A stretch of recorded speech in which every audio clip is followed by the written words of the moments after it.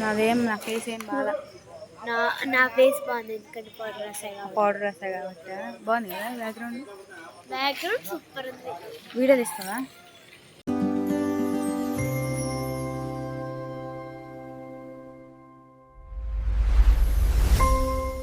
Hello అండి, అందరూ ఎలా ఉన్నారు? Hope you all are doing well.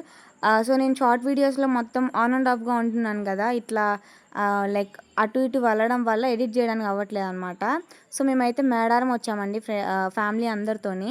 మనం ట్రావెలింగ్ చేసేటప్పుడు మేడారం వచ్చేసాము అని తెలియడానికి మెయిన్ ఈ స్టాచ్యూస్ అసలు ఎంత బాగా చెక్కారో చూడండి. నిజంగా అసలు ఈ స్టాచ్యూస్ చూస్తుంటే అరకులో ఉన్న ఫీలింగ్ వస్తుంది. అసలు అక్కడ కూడా సేమ్ ఇట్లానే స్టాచ్యూస్ ఉంటాయి కదా. ఇంకా మాతో పాటు వచ్చిన ఫ్యామిలీ మెంబర్స్ ఇంకా అక్కడికి వచ్చిన వేరే ఫ్యామిలీస్ కూడా చక్కగా ఈ స్టాచ్యూస్ దగ్గర పిక్చర్స్ అవి తీసుకుంటున్నారు. వ్లాగ్స్ మొత్తంలో కూడా డే మొత్తం ఎలా గడిచింది అని చెప్తూ ఇంపార్టెంట్ పాయింట్స్ కూడా చెప్తున్నానండి. బట్ చాలా మంది అది గెస్ చేయట్లేదు, ఇంకా స్కిప్ చేసేస్తున్నారు అనమాట వీడియోస్ని. సో నేను క్విక్గా ఇంపార్టెంట్ పాయింట్స్ వరకు ఫస్ట్ చెప్తాను. సో మనకి మేడారంలో ఉండేది ఫస్ట్ అయితే సమ్మక్క సారలమ్మ దేవతలు అనమాట. మీకు కొంచెం ఇన్ఫర్మేషన్ చెప్దామని చెప్పేసి నేను కొన్ని స్టోరీస్ చదివానండి. బట్ ఆ కొన్ని స్టోరీస్లో ఏమో సమ్మక్క సారలమ్మ తల్లి ఇద్దరు మదర్ అండ్ డాటర్ బాండింగ్ అని కొన్ని స్టోరీస్లో ఉంది. అక్క చెల్లెళ్ళు అని చెప్పేసి కొన్ని స్టోరీస్లో సిస్టర్స్ అని చెప్పేసి ఉందన్నమాట. సో ఎగ్జాక్ట్గా ఏంటి అనేది మీకు తెలిస్తే కనుక ఖచ్చితంగా కామెంట్ చేయండి. సో సెకండ్ పాయింట్ వచ్చేసి మనకి మేడారంలో 2 yearsకి ఒకసారి జాతర అయితే జరుగుతుందండి. జాతర టైంలో అయితే లక్షల్లో వస్తారు భక్తులు ఇక్కడికి. 2 సంవత్సరాలకు ఒక్కసారి జరిగే ఈ జాతర 3 రోజులు మాత్రమే జరుగుతుందండి. ఈ 3 రోజుల్లోనే 8 నుంచి 10 లక్షల పైగా వస్తారంట భక్తులు. ఆ జాతర టైంలో ఎంతమంది భక్తులు వస్తున్నారు, ఎలా జరుగుతున్నాయి పూజలు, అవన్నీ కూడా మనకి న్యూస్లో కూడా చెప్తారండి. నెక్స్ట్ పాయింట్ వచ్చేసి మీరు మేడారం వచ్చారంటే కనుక ఇక్కడ జస్ట్ పూజ చేసుకొని వెళ్ళిపోయినట్టు ఉండదండి.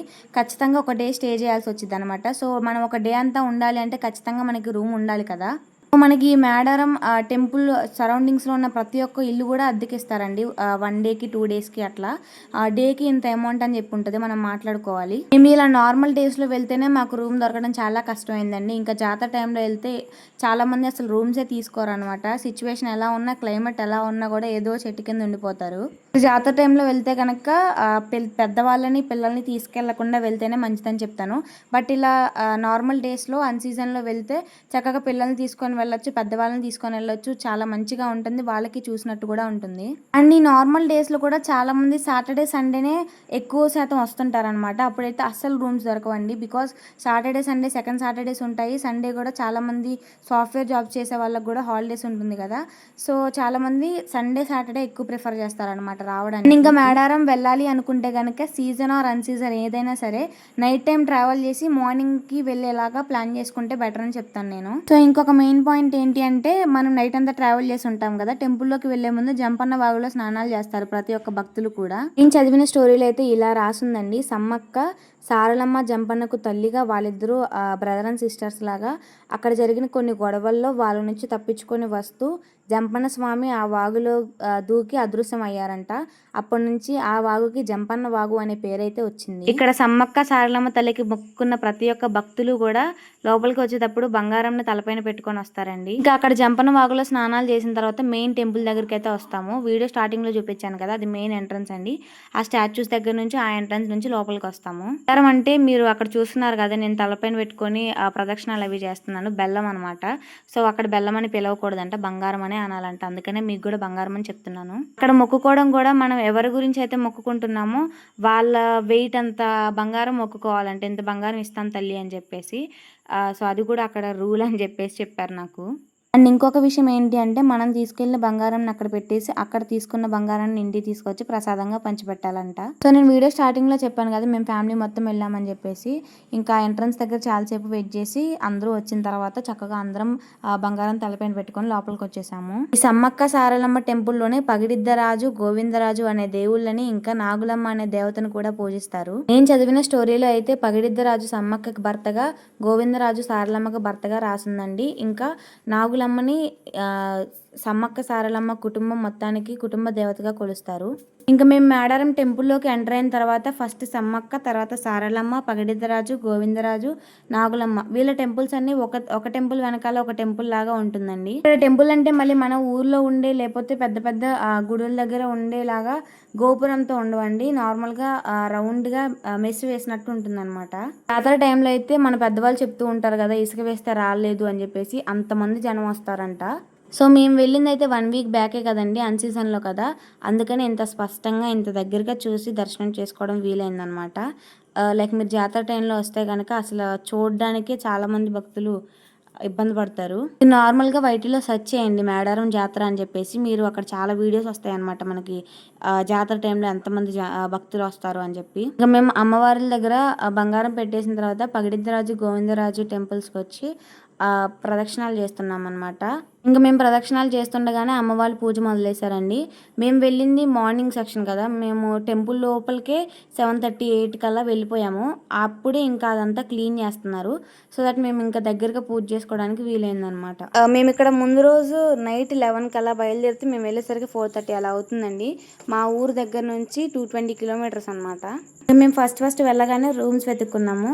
మేము సాటర్డే వెళ్ళేసరికి అక్కడ చాలా రూమ్స్ అప్పటికి బుక్ అయిపోయి ఉన్నాయన్నమాట. టెంపుల్కి చాలా దూరంగా 2 రూమ్స్ దొరికాయండి. రూమ్స్ కూడా చాలా పెద్దగానే ఉంటాయి అండ్ వాష్రూమ్స్ అవన్నీ కూడా దగ్గరగానే ఉంటాయి.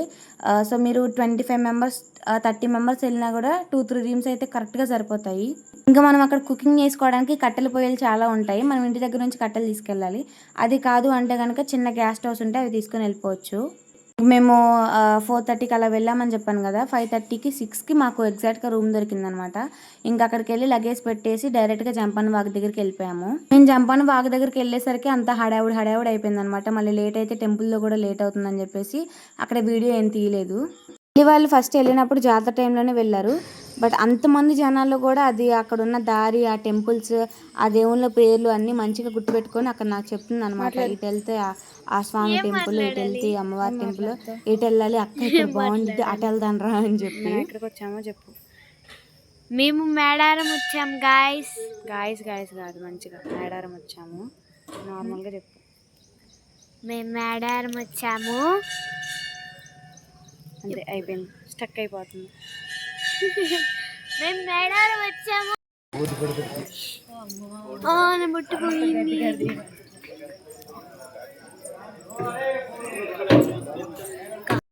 వీడియో ఆఫ్లో ఉన్నప్పుడు భలే మాట్లాడిద్ది, వీడియో ఆన్ చేయంలోనే స్టక్ అయిపోతుంటాయి దాని మాటలు. మాకు అక్కడ 1/2 అవర్ to 1 అవర్ టైం పట్టిందండి దర్శనం అది అవ్వడానికి. సో ఫ్యామిలీ ఆఫ్ 4 వెళ్తే మాత్రం 1/2 అవర్ కూడా పట్టదు ఈ సీజన్లో. బట్ మేము చాలామంది వెళ్ళామన్నమాట, 20-25 మెంబర్స్ వరకు ఉన్నాము. సో ఒక్కొక్కళ్ళు పూజలు దర్శనం అంతా అయిపోయేసరికి 1 అవర్ లాగా పట్టింది. అండ్ ఇంకొక మంచి విషయం ఏంటి అంటే, మనం దర్శనం చేసుకొని బయటకు వచ్చిన తర్వాత లెఫ్ట్ సైడ్లో టిఫిన్ స్టాల్ ఉంటుందండి. బండిలా మ్యాజిక్ వేసుకొని ఉంటుంది. బట్ నిజంగా ఎంత బాగుందంటే టిఫిన్ అక్కడ మనం ఇంట్లో చేసుకున్నట్టే ఉంటుంది. ఇంకా అక్కడ టిఫిన్స్ చేసేసిన తర్వాత వెళ్ళిపోయే ముందు ఇక్కడ మేము ఫస్ట్ బోనీగా ఈయన దగ్గర హ్యాండ్స్కి పెట్టుకున్న బ్యాండ్ తీసుకున్నాము. సో మీకు ప్రీవియస్ వీడియోస్లో చెప్పాను కదా, ఎక్కడికి వెళ్ళినా నాకు మెమరీగా ఏమన్నా తీసుకోవడం అలవాటు అని చెప్పి, అలానే అవి తీసుకొని వచ్చాను అనమాట. ఇక్కడ లాస్ట్ మినిట్లో ఫ్యామిలీ మొత్తం చిన్న పిక్చర్స్ అవి తీసుకున్నాము. వీళ్ళే కాదండి, ఇంకా 15 మెంబర్స్ వరకు లోపలే ఉన్నారు. మా మమ్మీ, మా నాయనమ్మ, అత్తయ్య వాళ్ళందరూ లోపలే ఉన్నారు. మొత్తం సర్దుతున్నారు అనమాట. అక్కడ వెంటనే రిటర్న్ స్టార్ట్ అయిపోయాం అనమాట. ఇంకా రిటర్న్లో మా డాడీ వాళ్ళు చిన్నప్పటి ముచ్చట్లు చెప్తూ వచ్చారు. సో నాకు గుర్తున్న కొన్ని విషయాలు చెప్తాను మీకు. ఇప్పుడంటే మనందరి ఇళ్లలో టీవీలు, ఫోన్లు ఉన్నాయి, కానీ మా డాడీ వాళ్ళు చిన్నప్పుడు అసలు మొబైల్స్, టీవీస్ కూడా ఉండేవి కాదంట. ఇంకప్పుడు ఆ రోజుల్లో ఎప్పుడో ఒకసారి ఊర్లో షో వేసేవాళ్ళని చెప్పారు. ఆ షో వేసినప్పుడు కూడా టికెట్స్ తీసుకోకుండా దొంగచాటుగా వెళ్ళి మూవీ చూసి వచ్చేవాళ్ళంట మా డాడీ వాళ్ళు. మా డాడీ అప్పట్లోనే ఈరోజు ఈ షో వస్తుంది అని చెప్పేసి క్యాన్వాసింగ్ చేసేవాళ్ళంట. ఇంకా మా బాబాయ్ వాళ్ళు వేషాలు వేసేవాళ్ళంట. ఇదంతా ఈ స్టోరీ అంతా ఎందుకు చెప్పారంటే, ఇక్కడ మా చెల్లి ఫోన్ అడుగుతుంది అనమాట, దాన్ని ఎంగేజ్ చేయడానికి ముచ్చట్లు చెప్తూ వచ్చారు. ఇంకా డాడీ వాళ్ళు స్కూల్స్కి వెళ్తున్న డేస్లో మా డాడీ సాంగ్స్ వెతికి తీసుకొస్తే మా బాబాయ్ స్కూల్లో పాడేవాళ్ళంట. అప్పట్లో 5 రూపీస్ పెన్ గిఫ్ట్గా ఇచ్చారని ఊరంతా చెప్పుకున్నారంట. నిజంగా ఎంత హ్యాపీయెస్ట్ మూమెంట్ కదా ఆ రోజుల్లో. సో నిజంగా మీరు కూడా ఒక్కసారి మీ పేరెంట్స్ చిన్న చిన్నప్పటి డేస్ ఎలా ఉన్నాయో కనుక్కోండి. మంచిగా మనల్ని ఒక మంచి ట్రాన్స్‌లోకి తీసుకెళ్ళిపోతారనమాట. బాబాయ్ 5థ్ క్లాస్, డ్యాడీ 7థ్ క్లాస్ అలా ఉన్నప్పుడు ఇంట్లో వాళ్ళ మీద డిపెండ్ అవ్వకుండా స్కూల్‌కెళ్ళడానికి ఇబ్బందవుతుందని జెప్పేసి ఎక్కడో పని జేసి వాళ్ళ సంపాదనతో కొనుక్కున్నారంట సైకిల్. ఆ మూమెంట్‌ని ఎంత ప్రౌడ్‌గా చెప్తారో డ్యాడీ ఇప్పటికి గూడా. ఇప్పుడసలు 10,000కి గూడా వాల్యూ లేకుండా పోయింది కదా! మా డ్యాడీ వాళ్ళ చిన్నప్పుడు రూ. 10కి గుప్పెడు బఠానీలు ఇచ్చేవాళ్ళంట.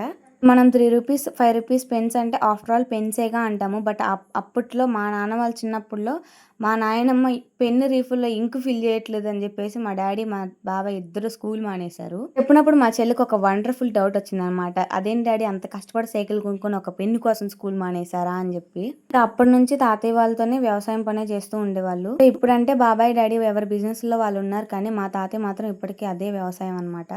ఇంకా మా తాతయ్య మాత్రం మా ఫ్యామిలీ మెంబర్స్‌కి ది బిగ్గెస్ట్ ఇన్స్పిరేషన్ అనే చెప్పాలి. పొద్దున్నే లెగుస్తారు. ఆయన పని ఆయన కంప్లీట్‌గా చేసుకుంటారు. ప్రశాంతంగా పడుకుంటారు ప్రపంచంతో సంబంధం లేకుండా. ఇలా నేను చెప్తూ పోతే చాలా విషయాలే ఉన్నాయండి. సో, నేను మా తాతయ్య, బాబాయ్ ఇంకా డ్యాడీతో ఒక వీడియో అనుకుంటున్నాననమాట. To take more information about their childhood. So, ఈ వీడియో అయితే ఇంతే గైస్. మీ అందరికీ వీడియో నచ్చిందని అనుకుంటున్నాను. అండ్ మేడారం గురించి నేను చెప్పిన ఇన్ఫర్మేషన్ ఖచ్చితంగా యూజ్ అవుతుందని ఎక్స్‌పెక్ట్ చేస్తున్నాను. నేను చెప్పిన ఇన్ఫర్మేషన్ మీకు వాల్యుబుల్ అనిపిస్తే, ఈ వీడియో మీకు నచ్చితే ఖచ్చితంగా లైక్ చేయండి. అండ్ న్యూ పీపుల్ సబ్స్క్రైబ్ చేసుకోండి. Thank you for watching. By by.